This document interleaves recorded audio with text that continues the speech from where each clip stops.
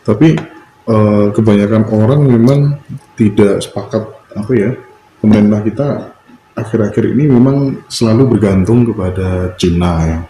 Hutang numpuk sebegitunya begitu. Menurut yang jadi bagaimana itu? Kerjasama itu sebenarnya secara politik bagaimanapun harus 1-0 untuk kita, 1 untuk kita, 0 untuk sana. Kalau sampai kita utangnya banyak karena kerjasama, berarti pelaksanaannya yang keliru, ya, pelaksanaannya yang keliru. Jadi misalnya Indonesia itu kerjasama dengan Cina hanya butuh supaya diutangi ini itu yang keliru, dan itu nyimpang dari cita-cita kemerdekaan. Oh, kita tuh lebih kaya kok, lebih kaya. Harta kita, kekayaan kita Sabang Merauke itu jauh lebih kaya. Lautnya, hutannya, tambangnya segala macam. Nah kok ke Cina, utang ke Cina, ya kita yang salah. Dan ini kelihatannya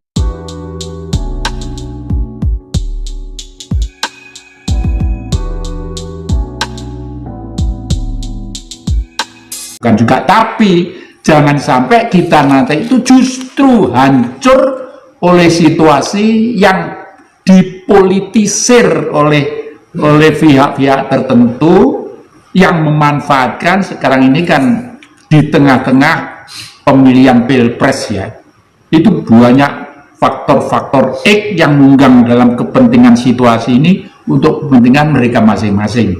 Dalam hal ini tujuan saya hanya satu, jangan sampai ada gerakan-gerakan yang pengen merubah negara Pancasila itu menjadi negara agama. Ini penting sekali. Oleh karena itu tadi saya bilang ukurannya melihat tokoh-tokoh itu adalah tahun 1965 dan reformasi, ya. 1965 dan reformasi.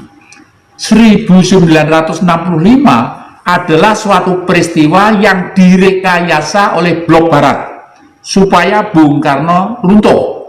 Kenapa Bung Karno harus runtuh? Karena pada waktu itu blok barat mengendai Irian Barat itu menjadi miliknya. Yang kedua kali action Bung Karno itu adalah membarikade apa yang dilakukan oleh Inggris, yaitu negara Commonwealth, ya, karena negara Commonwealth sudah berhasil untuk mengepung Indonesia dari semua sisi, dikepung oleh Singapura, dikepung oleh Brunei, dikepung oleh Malaysia, dikepung oleh Australia dan lain sebagainya. Nah, ini oleh karena itu Bung Karno harus diturunkan pada waktu itu, sehingga dari sinilah ukurannya untuk melihat tokoh-tokoh itu.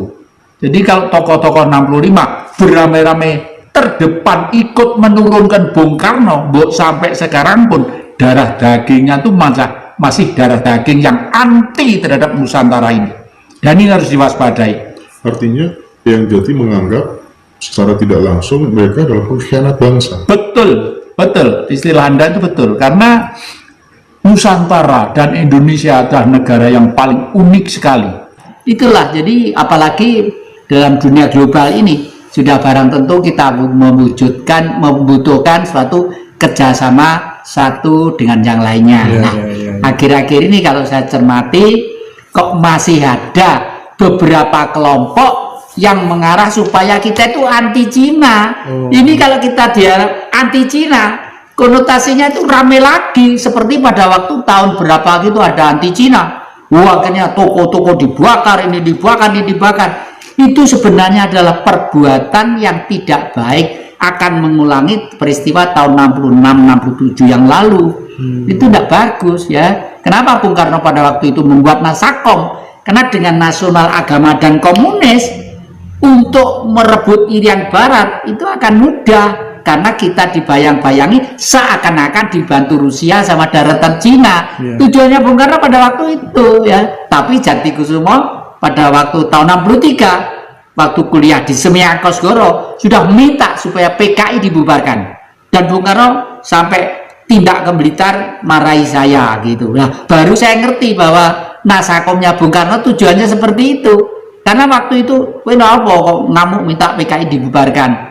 Nggih Pak, soalipun napa? Kalau pas wangsul sekolah, pulang sekolah, itu mendengarkan guru-guru rapat.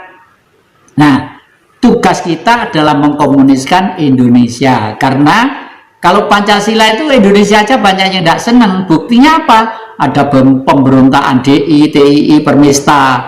Tapi lah komunis kan internasional. Nah, begitu ada kata-kata harus mengkomuniskan Indonesia, sudah.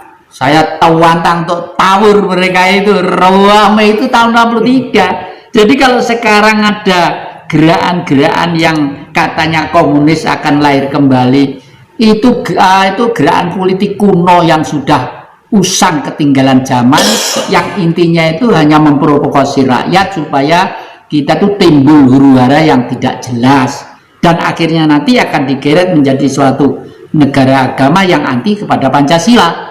Intinya seperti itu.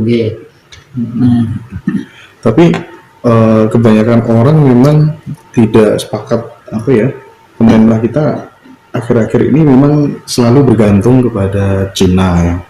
Utang numpuk sebegitunya begitu. Menurut yang jadi bagaimana itu? Kerjasama itu sebenarnya secara politik bagaimanapun harus 1-0 untuk kita, 1 untuk kita, 0 untuk sana. Kalau sampai kita utangnya banyak karena kerjasama, berarti pelaksanaannya yang keliru ya, pelaksanaannya yang keliru. Jadi misalnya Indonesia itu kerjasama dengan Cina hanya butuh supaya diutangi ini itu yang keliru, dan itu nyimpang dari cita-cita kemerdekaan.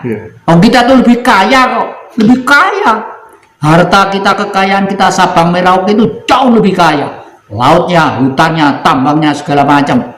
Nah kok ke Cina, utang ke Cina, ya kita yang salah. Dan ini kelihatannya sejak tahun 1965 ini sudah terkondisi sedemikian rupa sehingga kita tuh ketergantungan terhadap orang lain itu sangat besar.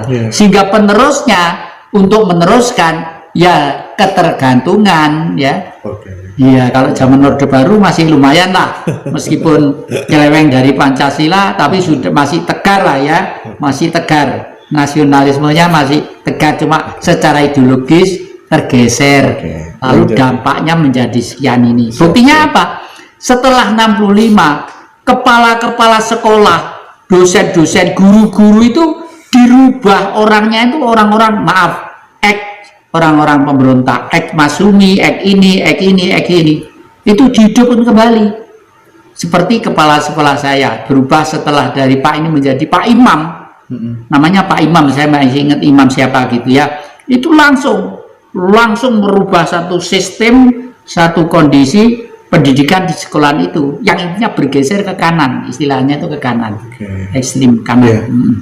Setiap orang pasti memiliki figur yang diidolakan, punya guru ideologis, punya guru untuk bertahan hidup, terus kemudian punya guru untuk apa tuh namanya berpolitik. Nah, saya ingin yang jadi sampaikan kepada seluruh pemirsa barangkali, siapa guru-guru yang saya sebutkan tadi yang menginspirasi dan sangat berpengaruh terhadap kehidupan yang jadi? Ya, pertama kali guru bertahan hidup, karena apapun manusia untuk bisa bertahan hidup lewat zaman atau tantangan apapun pula. Guru saya bertahan hidup itu adalah ibu kandung saya. Namanya Suyi. Ibu saya cantik kayak orang Jepang gitu ya, namanya Suyi. Karena apa? Karena waktu itu sebagai orang di desa, saya itu waktu kecil sering diajak keliling ke desa-desa kampung, ngider kain, dikreditkan gitu loh, dikreditkan ngider kain gitu. Saya ikut, dari situlah saya juga tahu kehidupan mereka, bagaimana orang desa itu hidup dan bertahan dan berbudaya serta bermasyarakat itu. Itulah kehidupan politik adalah bapak saya. Karena apa? Karena bapak saya mendidik saya sejak kecil, tidak ada pekerjaan lain terkecuali perang, dan perang. Perang untuk apa? Untuk bertahan menjadi orang yang merdeka. Lah, intinya kan ke sana. Jadi bapak saya guru politik. Tetapi setelah dewasa ini baru saya sadar, berpolitik itu tidak boleh ngawur, harus ada tujuan politik dan dasar politik. Kalau sepur itu relnya itu misalnya dari Malang mau ke Tuban lewat Surabaya itu kan sudah jelas relnya. Lah guru politik ini adalah Bung Karno ya. Bung Karno adalah guru politik saya, orang besar yang kelasnya dunia dan sangat